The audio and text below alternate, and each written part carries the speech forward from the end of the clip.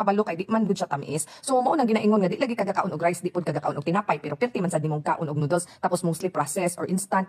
So unsaon na lang, dapat gud na iwasan daghan man gud tag substitute ana, mga shirataki noodles kay fiber ana di na mabsorb sa atong lawas. Sunod kaning fruits, abi nimo healthy kay prutas lagi, depende sa prutas, daghan kay prutas na taas ang net carb content. So if ever mangutano mo unsa na prutas ang pwede kauno or baba sa asukal, naman tay food guide or food list na pwede nimo basahon. Comment lang diha, libre man na. Ang mga prutas na taas sa asukal dapat na iwasan like mangga, pinya, grapes. So let's say daghan lagi ni siya healthy benefits pero taas kaayo siya sa asukal, possible mag-lead og fatty liver if consumed too much. Kabalo ba tas mga Pinoy labi nagtamis na samot ganahan na sige habhab. Daghan man tag low carb fruits na pwede kaunon, i-check ra nato ang food list. Lastly, kani kay obvious na kaayo, mga sugary drinks, soft drinks, energy drinks, mga colored drinks nagi-process og taman kasagaran ginabot nga na og high fructose corn syrup na maka-addict aron mas lami kaayo unya liquid form pa jud na sugar. Agoy, paspas kaayo na magpasaka og magpa-spike sa atong sugar insulin level. More sugar production, more fat production. So og diabetic or naa na kay problema sa blood sugar, sigurado malipong gyud ka kay motaas gyud pinalive ang inyong asukal. So unta kaning video